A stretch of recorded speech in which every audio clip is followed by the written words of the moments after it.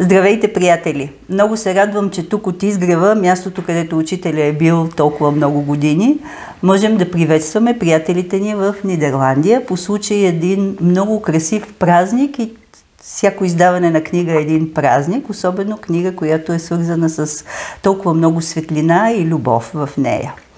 Но преди книгата да започнем от предишния век, даже по-предишния. 20 век е без аналог в историята на човечеството, като явление на запалена светлина. През 19 век се раждат почти едновременно в рамките на 20-30 години от Япония до Америка хора, които в 20 век ще събудят и ще запалят светлинките, които ще променят съзнанието и живота на много хора. Като започнем от Япония с движението Омото, минем през Индия с Ганди, с Кришнамурти, с теософското общество Елена Блаватска, в Германия с Рудолф Штайнер, с Ян Ван Райкенборг в Холандия, с учителя Петър Дънов в България, с Емерсън в Америка. Всичкото това са пробудени души, учители, които идват за да подготвят съзнанието на хората за следващите времена, в които се задава лека по лека новата вибрация и новата енергия, за която да подготвят съзнанието на хората. За първи път в познаваемата история на човечеството тези хора създават учения и школи, които нямат помежду си противоречия. Всички говорят всъщност за това ново съзнание на човек, за това, че човечеството е единен организъм. И всички всъщност в сърцевината имат едно и също нещо – да върнат човека към изначалното му естество, към божественото естество, към смисъла, към Христовото съзнание и Христовия дух.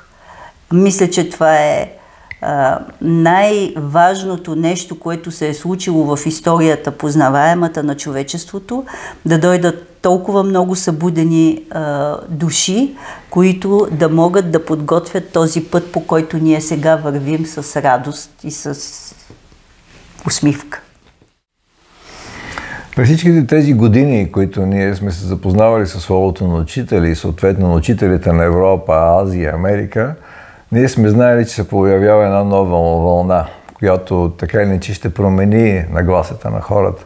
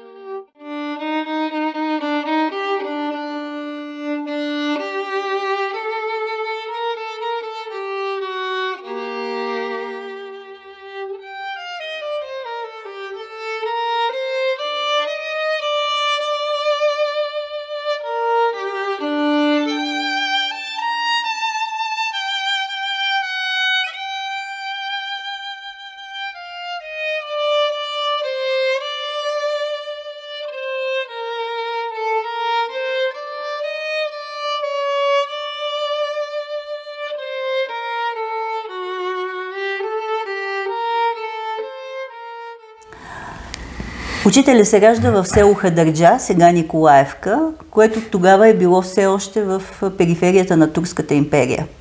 Неговите два рода, и по майчина и по бащина линия, са будни хора, които са дали живота си за това хората да бъдат образовани, българите, което не е било лесно по това време, и да имат право да изповядват вярата си на български език.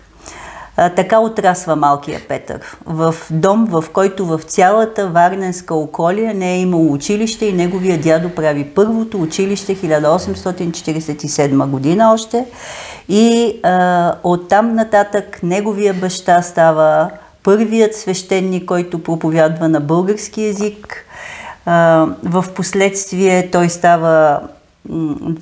създава и първото училище, което е във Варна, неделно училище, и така започва историята на техния род. Малкият Петър завършва във Варна гимназия, след което протестантско училище в Свищов, завършва в Америка богословски факултет и медицина, известен период от време учи, 1 година. И се връща в България, която е събудена България за нейното битие, за собственото битие, за битието на българина след 5 века робство.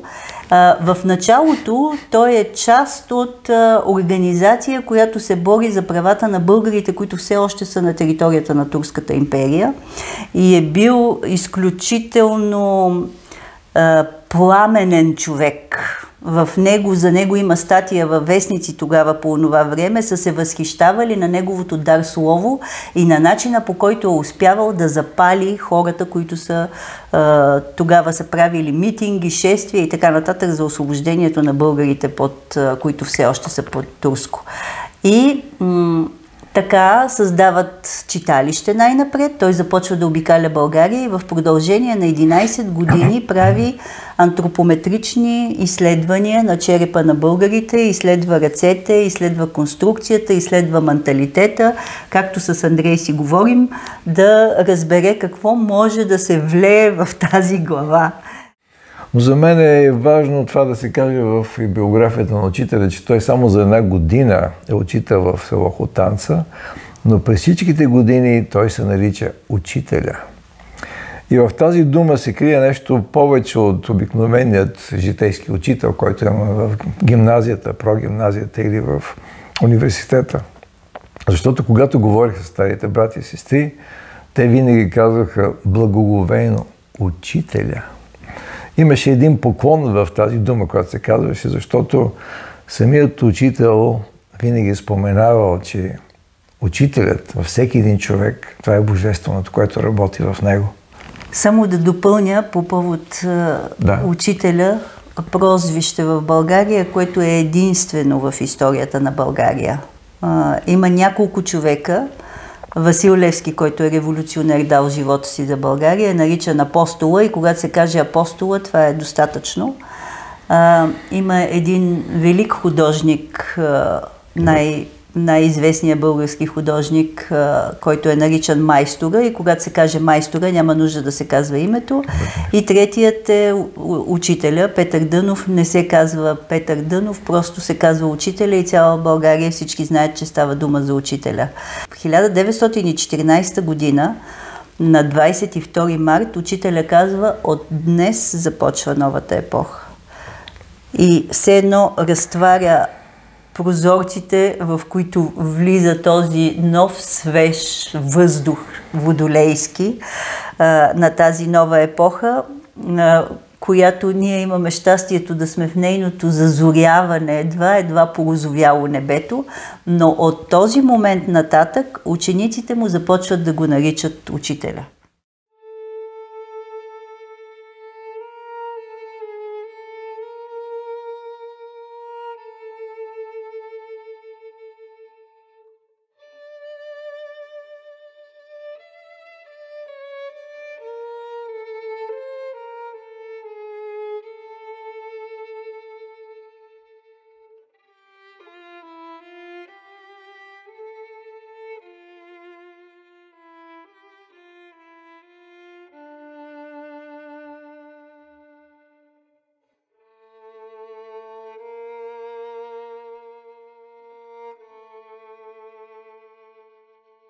В 1900 година всъщност той събира първите си 3 ученика. Един, който е протестант, един е католик, един е православен. И още с събирането на тези 3 души той събира отново Христовото учение в едно. И така започва неговия път в продължение на 44 години. Той говори с живота си, с примера си, с словото си, с начина, по който организира обществото. Смятам, че учителят дава една нова истина, един нов прочит на по-високо ниво на съзнание в това, което намираме в свещените текстове на Библията. И когато се докоснем до тях, виждаме, че в човек в своята еволюция извървява един път, който му позволява да реши съзнанието за такава степен, че да възприема и космоса, и себе си, и микроорганизмите си, и най-големите противоречия всъщност да могат да бъдат трансформирани. Основните три колони, върху които е построено цялото учение на учителя, всъщност са тези три принципа. На истината, мъдростта и любовта. И много красиво учителя казва: истината работи с слънцата, мъдростта работи с планетите, а любовта работи с всяко живо същество. Това е едно учение, което резонира в абсолютно съзвучие и с това на розенкройцерите, и с това на антропософите, и с това в Япония на Омото, на много такива общества в целия свят, които искат да върнат центъра на съзнанието на човека, да го събудят към тази извечна хармония и красота, от която идват душите ни и за която толкова много говорят учителите, всичките тези учители, които са дошли, за да ни посочат пътя, който е посочен 2000 години преди това от Христа, който казва: аз съм пътят, истината и живота.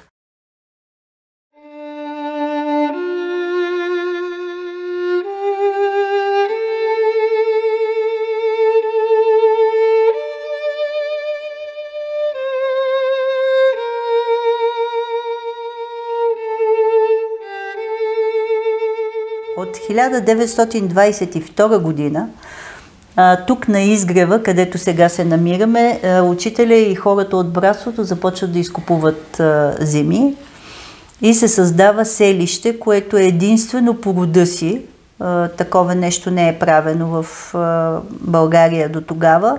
Създава се едно селище, което учителя нарича със слънчевото име Изгрев. Това са били едни поляни. Изгрева се е виждал прекрасно. Витоша от едната страна.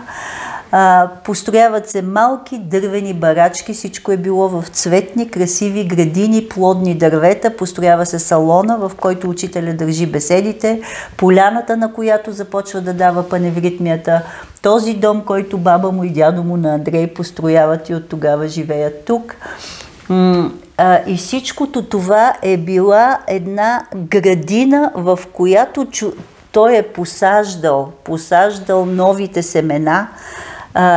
Никога не е изисквал от хората да бъдат постоянно напротив. Казвал е, държал е на това хората да си ходят на работа, да изявяват себе си, да упражняват професиите си, а тук са заедно по времето на изгрева, по времето на беседата, по времето на паневритмията. В останалото време човек прилага в живота си това, което е научил. Тоест не е тип ашрам, който те отделя, а е само място, в което разбираш кой си. Това е едно от нещата, които много хора от България, които в момента посягат към словото на учителя, много им харесва. Те казват тази свобода, която дава учителя. Той казва: аз не искам от вас нищо повече от вашето свободно време и вие да идвате по свобода при мен. Имайте предвид, че учителя живее по времето на 5 войни, 2 от които са световни. България се раздира от балкански проблеми, от политика, която няма да говорим за нея, но тя е така иначе един от барутните погреби на Европа. В тези години учителя през цялото време проповядва мир, любов, хармония, състрадание, милосърдие. Всички тези принципи, които са толкова необходими на хората. Това е един пълен противовес на цялата картина, която се променя Европа, вече и минава в новата си форма. И още нещо интересно. Когато идват комунистите всъщност и учителят си заминава от този свят, върху този същия район започват да се изграждат ателиетата на художниците, на музикантите, тук са блока на писателите, на артистите. Тук има една много силна творческа среда, която облагородява и дава една нова визия за този квартал. По-късно, върху това същото място започва да никнат и посолства. Това е най-наситеният район в цяла България на представителства на други държави.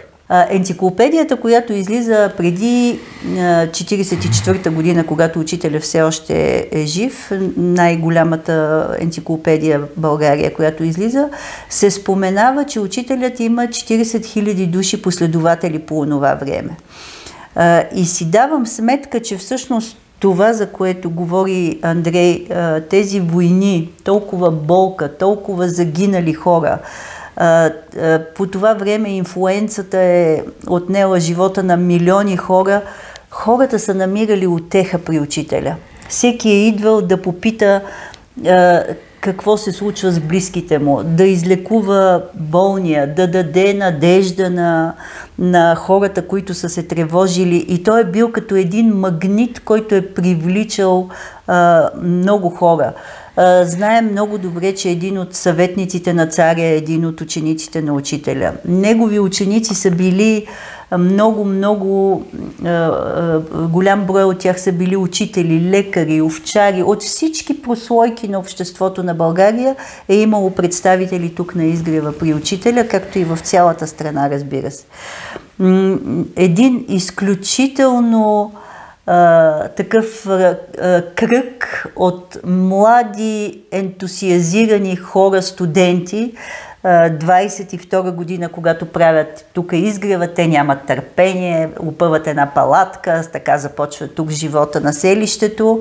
Няколко от тях, които са били със студенти и много близки приятели, създават списанието "Житно зърно", в което започват да превеждат статии от големи интересни умове и окултисти, други и, разбира се, интерпретират словото на учителя. Един от тях е Георги Радев.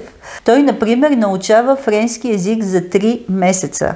И когато 1939 година идват от 17 държави хора на изгрева да се запознаят с учителя, тогава правят записи на паневритмията, тогава излиза и книгата "Учителят говори", която е подготвена от Жорж Радев, който е взимал изречения от различни беседи, но така ги е вплел в темите, основните, които учителя говори, че те изглеждат като единна беседа, все едно, че е изговорена учителя. А това са малки парченца от различни слова на учителя, които той просто е съчетал и е станал един прекрасен букет от най-важното. Това е есенцията от най-важното нещо, за което учителя е говорил. Той е бил толкова надарен като студент, че, разбира се, са му предложили веднага в университета да остане като преподавател, като асистент най-напред, но трябва да се откаже, разбира се, от братството и от учителя, на което той се усмихнал и дори не е отишъл да си вземе дипломата от университета, защото е намерил далеч по-висш университет при учителя, което е било за него много по-важно. Разбира се, тъжното е, че си отива много млад и това е било така, но е оставил след себе си няколко книги, огромно количество статии, прекрасни в това списание на братството, което преиздавахме пак години наред. И това е един истински ученик. Това е от учениците с главна буква. Според мен ние сме длъжни като ученици на учителя да запазим словото му, да го предадеме в максимално близкия до автентичния вид. Разбира се, необходимата редакторска работа усъвременява езика, за да може да позволи максимално разбиране в духовните принципи и съжденията. Но когато става дума за една дълбока вътрешна духовна приемственост, се усеща тази нишка, която минава през поколенията, през вековете, през народностите, през биографията на учителя, разбира се, и хората, които се занимават с тях, те се чувстват като окрилени. Те изпитват една особена свобода в това, което правят, защото когато ти работиш с един свещен текст, този свещен текст всъщност работи вътре в тебе. И той променя цялата ти структура, тези хора стават лъчезарни, те носят една вътрешна светлина, те са приятно усмихнати, те носят, както казва Христос, виделина на света. Не те, но Словото чрез тях ни дава това послание.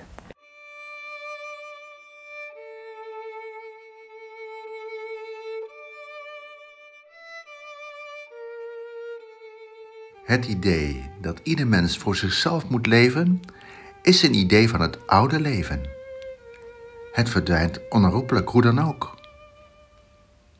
Het idee dat ieder mens moet leven voor het geheel, dat is het grote idee van het nieuwe leven, van de nieuwe cultuur. Dit fundamentele idee hervormt nu het hele leven van de mensheid. De huidige wereld gaat over in nieuwe vormen. Er wordt een nieuwe moraal geschapen. En deze nieuwe moraal, waarvan het eerste gebod is leven voor het geheel, zal de wereld grondig herscheppen. Dit is de grote taak die op aarde moet worden volbracht. Dit is de weg naar het oneindige leven. Door de liefde zal de nieuwe cultuur komen die alle mensen zal verenigen. Liefde verenigt alle wezens in een grote harmonie. De mensen van de nieuwe cultuur noem ik broeders van de mensheid. Of zonen van de liefde.